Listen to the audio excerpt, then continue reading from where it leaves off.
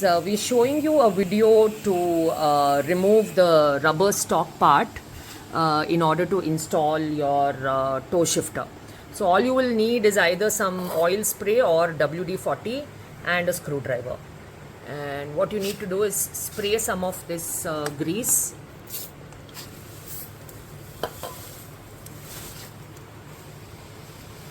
And then use the screwdriver just to give you some support.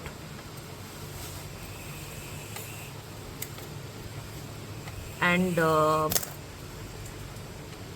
pull it out. And then pull out the rubber like this. Please make sure that you use some form of grease, preferably the WD-40. Thank you.